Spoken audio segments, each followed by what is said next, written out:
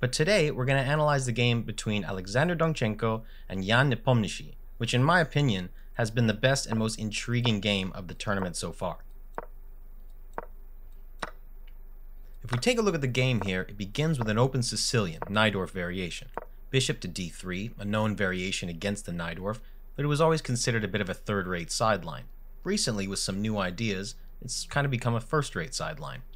Donchenko, playing black, responded with g6, transforming it into a dragon variation.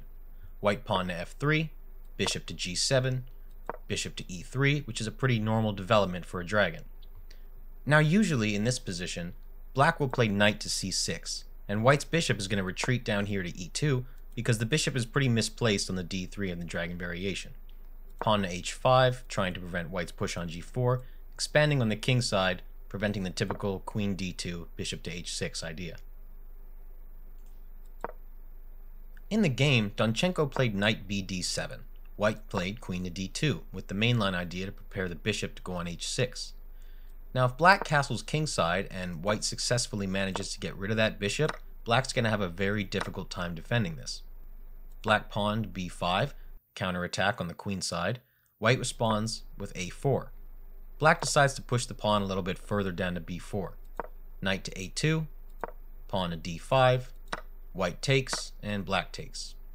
Now Nepo takes the pawn on b4, and now Donchenko has a decision to make. Does he take the knight on b4, or does he take the black bishop on e3? If knight takes the knight, the queen then takes. Black rook to b8, queen to a3 to defend that b pawn, queen to c7, white castles, and then black castles in return.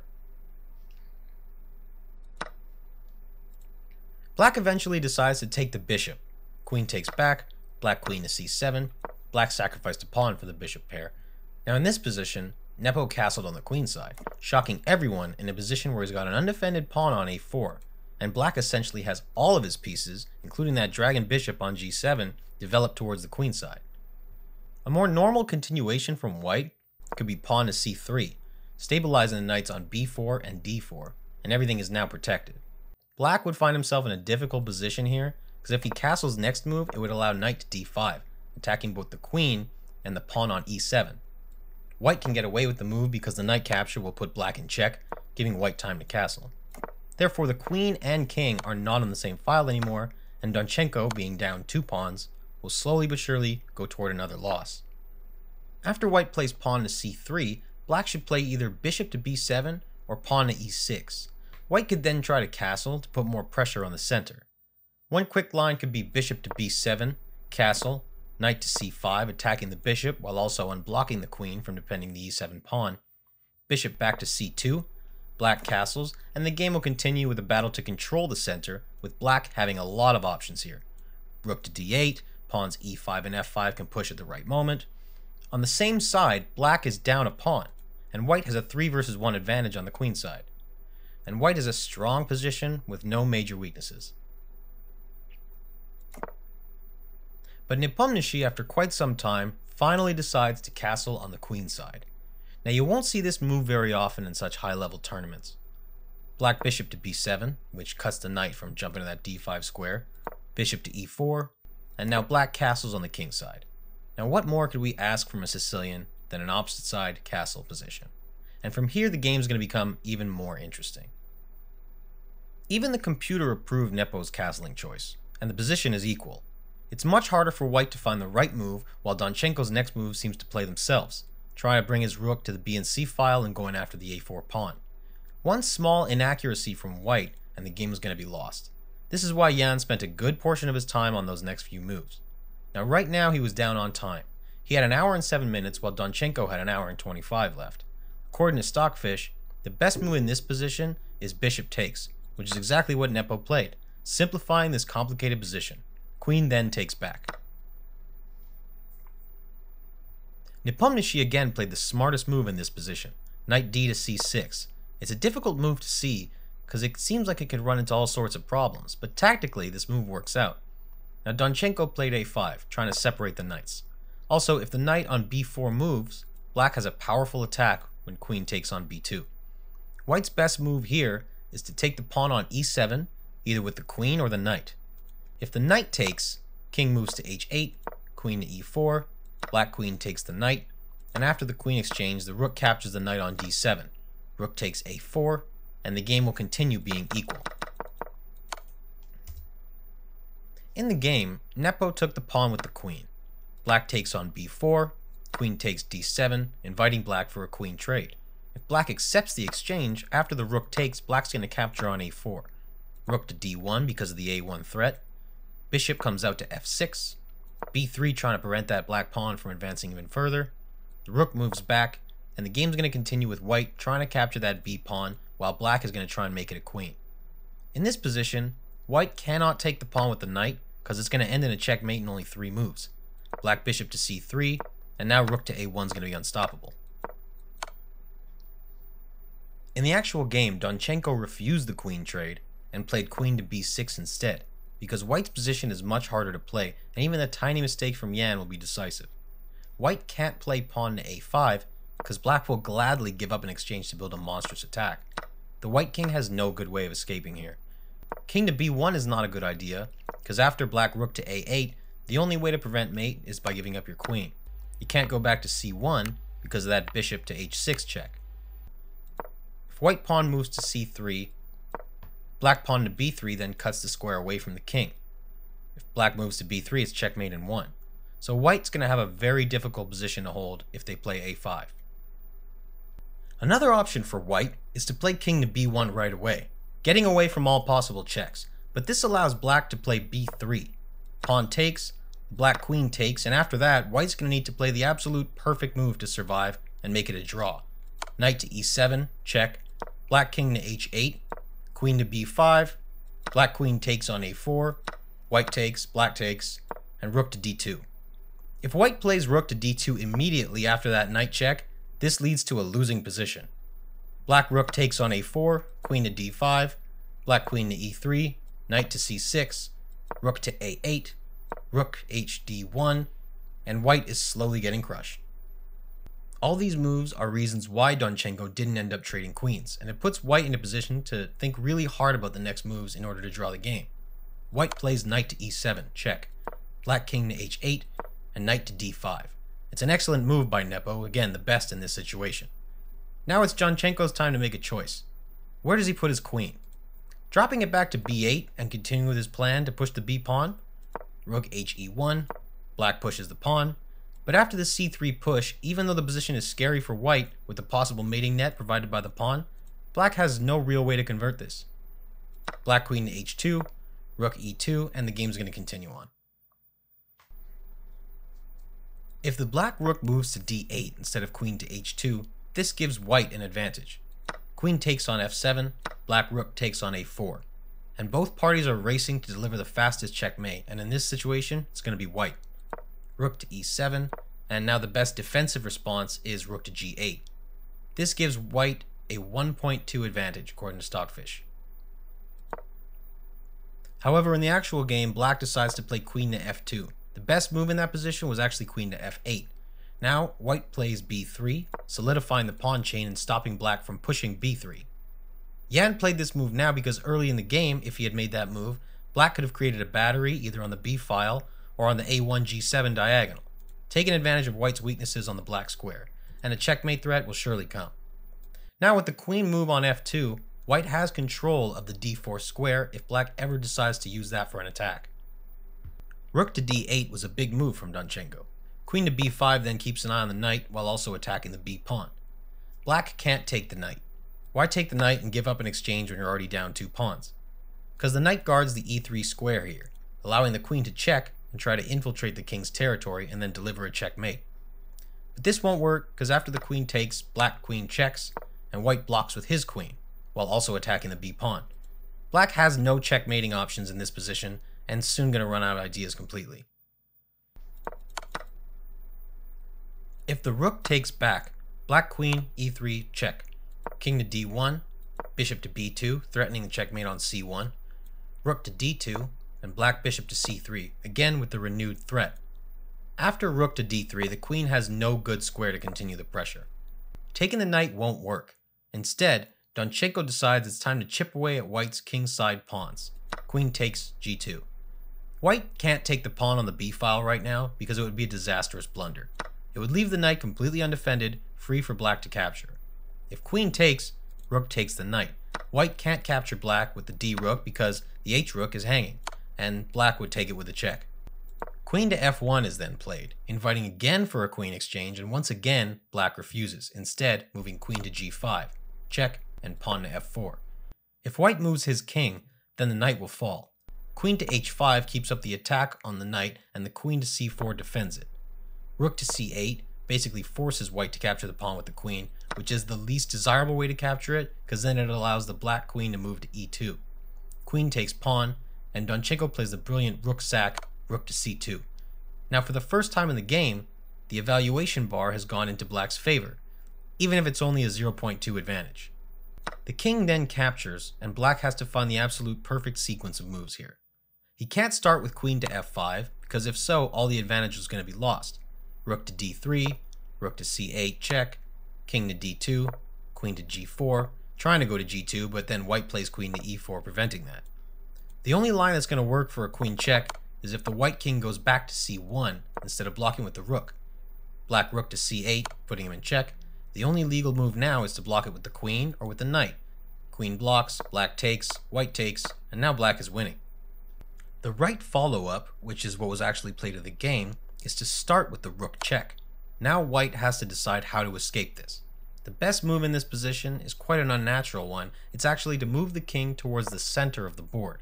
It's a scary looking move, and a very hard one to find, putting your king in a really open center while having a hanging knight which is going to be captured in the next move. So king moves to d3, the black queen then takes the knight, king moves to e3. King to e2 would lead to a forced checkmate in 7 moves. Black queen to g2 check, d3, queen to c2 check, king to e3, rook to e8 check, queen blocks, rook takes the queen, f3, queen to e2, king to g3, queen to e3, and after king to g4, queen f4 and h4 is mate. So instead, we have king on e3, queen then moves to h5, queen to e4, pawn to f5, queen to g2, then black rook to e8. And even if it's a nasty looking position, white can still survive this. Instead, in the game, after finding almost all of the right moves up to this point, Jan blunders this next move, which he played almost instantly, meaning that it was calculated in his head beforehand and he really thought it would work. He plays knight to c3, but he overlooked one critical move from black. So why is this move a blunder? It's not because of the immediate take, because after that exchange, the material is going to be equal. It's because of queen to f3. So why is queen to f3 so threatening? Well, let's take a look at some options, and we'll explain why. Let's say white tries to play rook to d3. Black could then throw a check on g2. The rook on h1 is hanging. King moves to b1. Black takes on h1, check. Knight to d1 to block, and then the queen takes on h2. Black finally equalizes the material and is up 1.2 points of advantage according to the engine. Now if Nepo decides to go back to b2, escaping that pin on the c file, this is actually going to be worse than the previous option. Black can take with the bishop, and after queen takes, black will checkmate very soon. So as you can see, Nepo completely overlooked queen to f3 in this situation, and it might cost him the game. He actually played the first option we showed, with rook to d3, queen to g2 check, picking the h-file rook, and then the pawn. Queen to d2, queen to h4, and then king to a2. Even though the computer says it's a 1.2 black advantage, the game's not over yet. Black's next moves are very challenging to find, and white still has a chance here. It would take some incredible conversion skills from Donchenko to defeat a very resilient Ian Nepomniachtchi, who would focus exclusively on defense here. Black pawn then moves to h5, letting the pawn run, creating at the same time an escape square for the king. Nepo with 9 minutes to find 5 difficult moves until he would reach the time control. Pawn to a5, black king moves to h7, getting away on the last rank and allowing him to bring the rook into the attack as well. This position is objectively lost for Nepo, who threw yet again the best move in position, pawn to f5, with the idea of opening up the black king, creating weaknesses and sources of counterplay. Now is finally time to play black queen to f6. White needs to deal with the imminent threat here It's a checkmate threat on a1. Trade on g6 is played instantly, and knight to d2 to stop the black battery on the diagonal. Only one move left until time control will be reached. The black rook moves to c5, attacking the a pawn. White defends with b4. Rook to f5, preparing rook to f2, and then the knight to d1 in order to deal with that threat. Black queen to a1 is no longer a mate, and white can simply repeat this position to get a draw here. h4 by black, pushing that pawn further. White king moves to a3, putting his king in a nearly safe position due to the pawns on b4 and a5. If you're playing black in this position, you should want to keep your queen on the board and somewhat finish the game in a pawn race, because if you trade your queen at the wrong moment, you're not going to be able to stop white's pawns from promoting. One option from black here is to try bishop to f8, threatening a rook capture on a4. King to b3, black rook to b5, going for the b pawn now. Rook to d4, bishop to g7, rook to c6, and the game continues. After bishop to f8, white can respond with rook to d7 check. Black king to g8, queen to d4, inviting yet again for a queen trade, and now this time black's going to accept. Black takes, white takes, rook takes on a5, king to b3. In the game, Donchenko played rook to f4. White knight then went to c3, rook to f2, and then queen to d1. The queen needs to remain on that d file for multiple purposes. It's got to protect the rook, protect that c2 square, and it can also jump to b3 if needed. Black rook moves to f1, queen to d2, and queen to e6, and then the white queen to a2. Now in this position, the best engine move was queen to g4, preparing to push that pawn even further. Queen to b3, black rook to a1, check, knight blocks, and now white can defend against the h3 push. Queen to g2, rook to d5, and now black can't push the pawn anymore because of rook to d3. h2, rook to h3, check. Black's only moves are to give up his queen or get checkmated in two. Black bishop to h6, queen to f7, king to h8, rook to h6. After rook to d5, black rook to f1, planning to move to f3, rook to d3, and the game will continue. Instead, queen to e1 is played, and Nepo unbelievably tied the game once again with a great move, queen to c4. He got his pawns where he would want them, and he set up a resistant defense with his pieces, and Donchenko just wandered his pieces around without really creating any concrete threats. So white can now maybe play for the win instead of only wishing for a draw with a6. Black has no coordination, and it's hard to find a move, also down to 12 minutes, while Nepo has 28. If you try rook to f5, then white simply pushes the pawn and the black queen is tied to the h4 defense. Queen to a1, white can simply go to b3, and the knight on c3 is an incredible defensive resource for white, guarding both b1 and a2 squares, so no rook b1 check is available, or queen to a2.